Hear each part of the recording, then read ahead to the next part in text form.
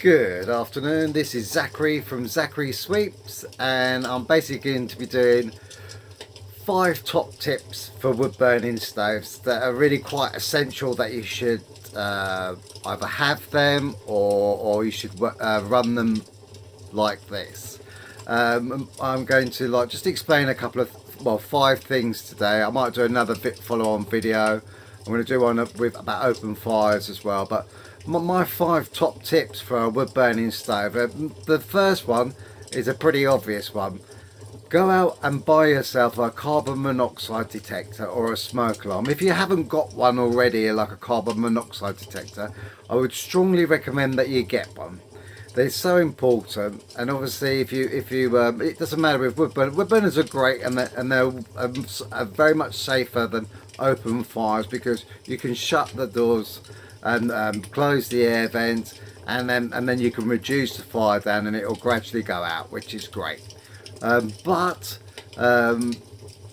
obviously, like, sometimes you could nod off in the fire, because this particular wood burner, you can actually get a fire guard that hooks on the hinges, which you can't really see, just there and there where the hinges are. You see my finger. And basically what that does is you can have the doors open. It will burn a lot quicker, but you can do that. Yeah. So my first tip would be, get yourself a smoke alarm, or mainly a carbon monoxide detector, and you can really have them very close to the appliance. But you have no problems with that at all. My next thing that I would say to you is, build an ash bed up. If you've got an appliance like this one, you want to have a nice thick wood ash on the base of it.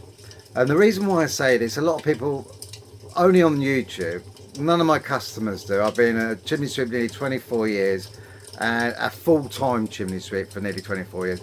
So I'm only speaking from my own personal experiences. You can imagine I've tried everything to make things work for customers and stuff like that.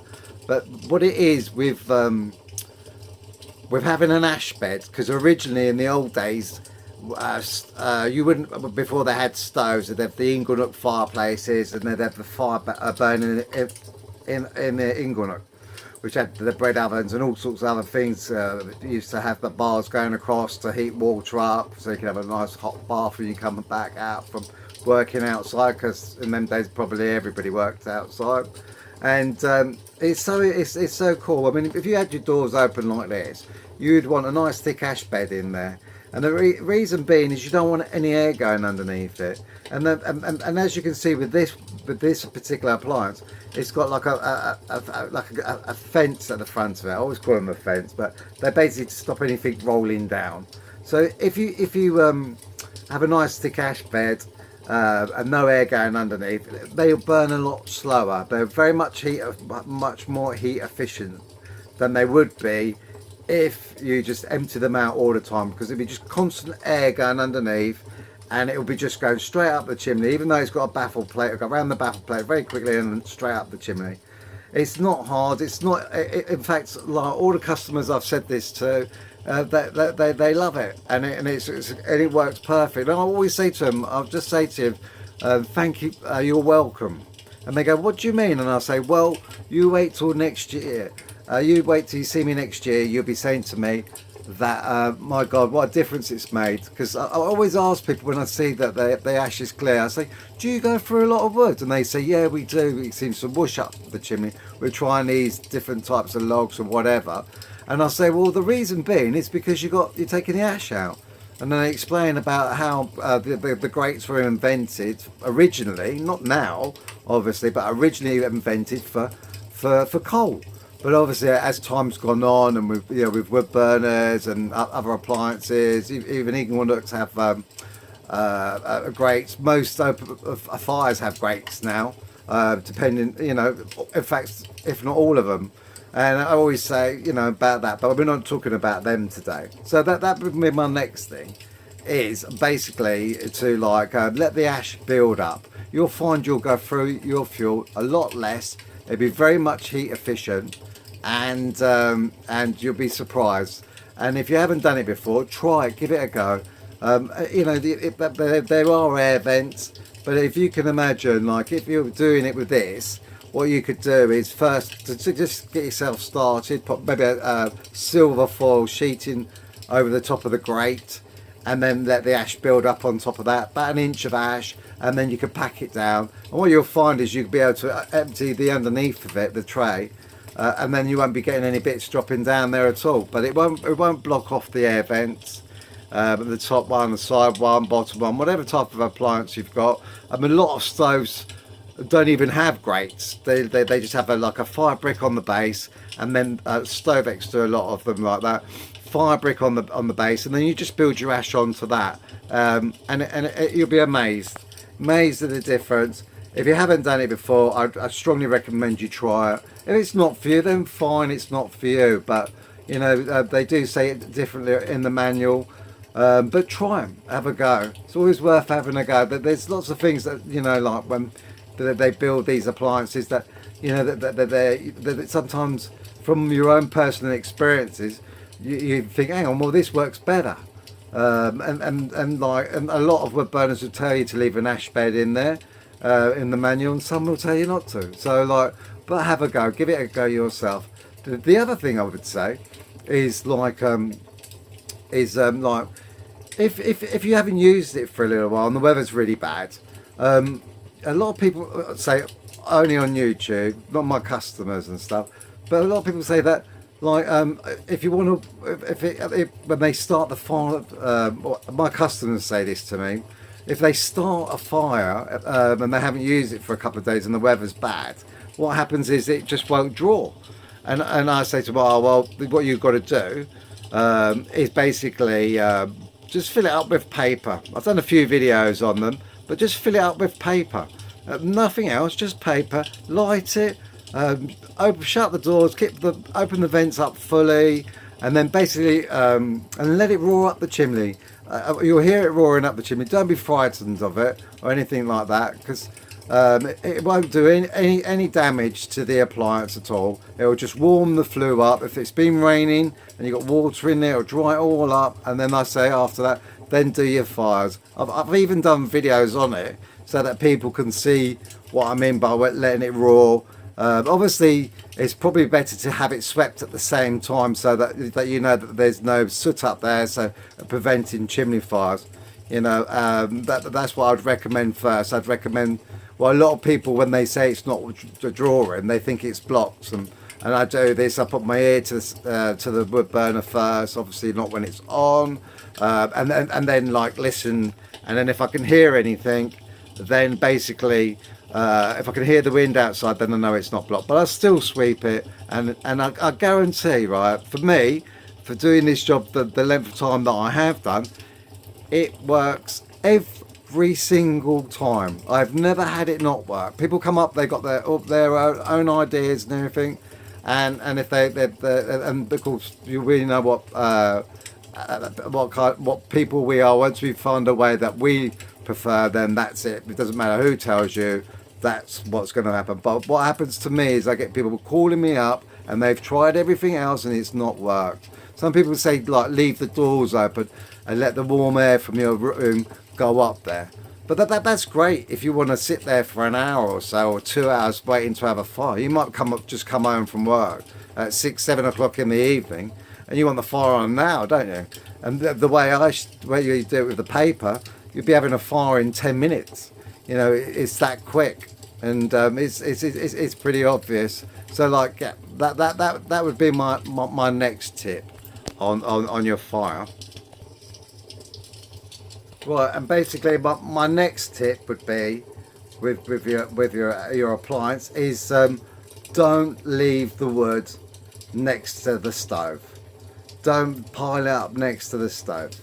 It is really dangerous, and a lot of people have fires because of it, and it will combust. It doesn't have to have a flame near it. It's the heat of the appliance. I've gone to people's houses, I've got pictures of the people stacking it right beside it.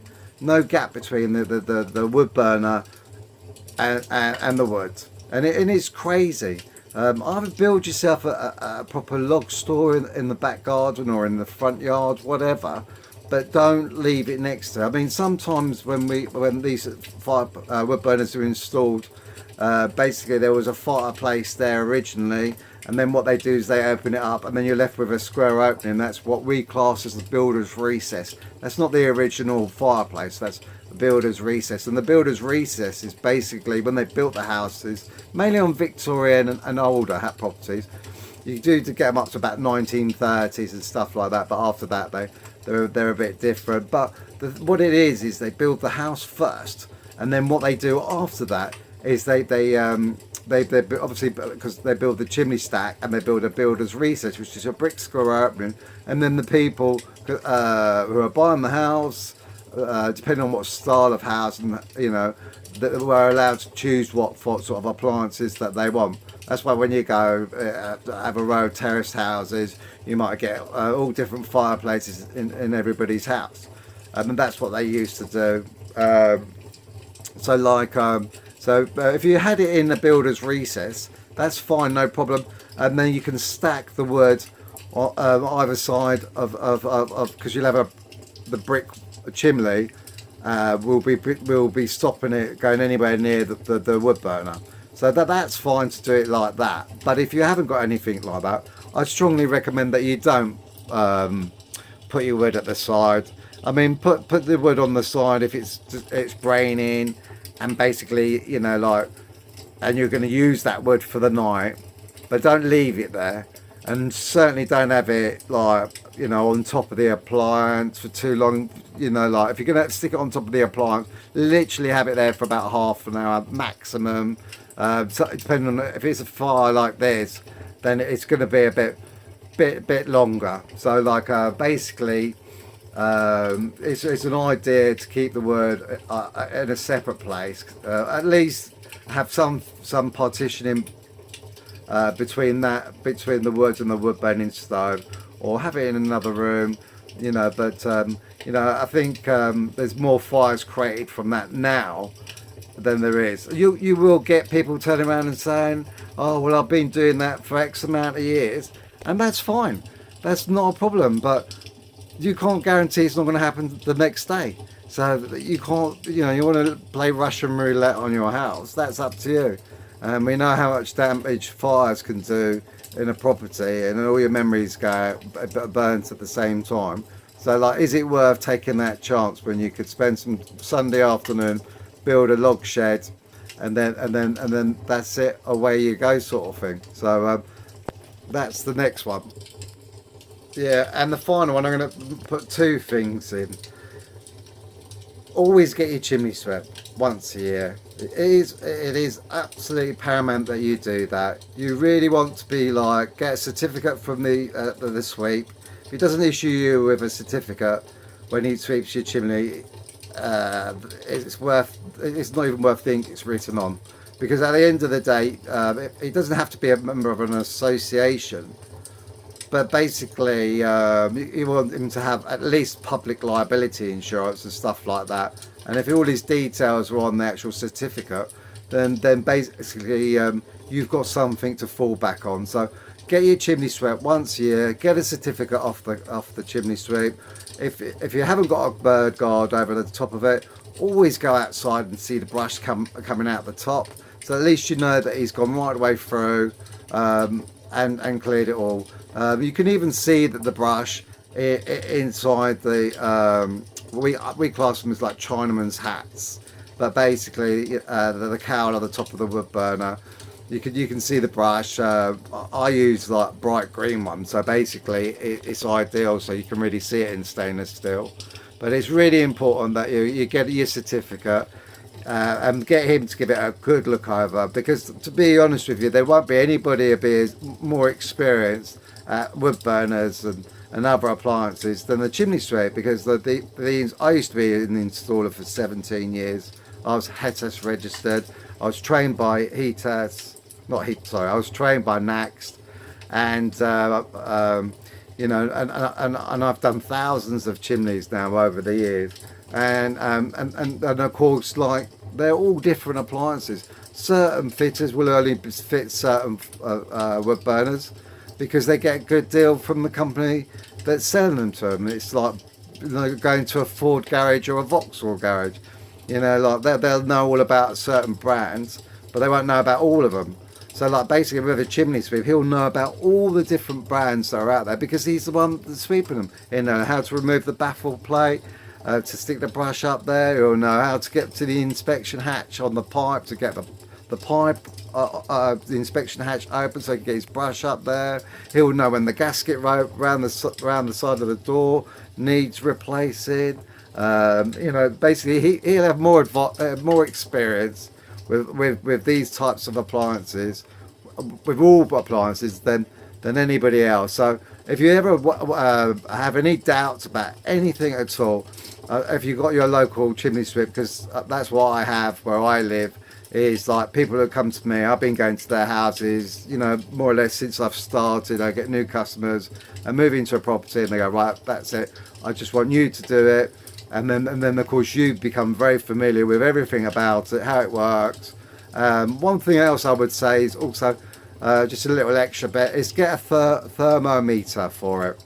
And what they are is a little round dish. You can get them on Amazon, and make sure you get the right one for your appliance. There should be the name of your appliance on the side. There might be, if it's been fitted recently, and it might have like a plate underneath that you can pull out, and then you can look at it and it will tell you what model it is, what kilowatt, everything like that. It's always important to get the right one for the right stuff. Basically, if you had a 5 kilowatt wood burner and then you've got a 10 kilowatt thermometer, you're going to be, when it goes to saying it's burning, that's average temperature. Obviously, clearly, it's gonna, if it's a 10 kilowatt and you've got if it's a 5 kilowatt and you've got a 10 kilowatt thermometer on it, and obviously it's going to be burning too hot, which will melt all the stuff inside, because they can really kick out some heat. So make sure that you can do that. And the way to control the heat down obviously is with the air vent. So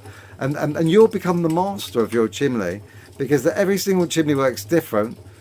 You can have the same appliance as your next door neighbour, but yours might work in a different way to his. So like you will become the master of the appliance. That's what happens. So like basically, yeah, get one of them. I strongly recommend you get one of them. And yeah, and that's it.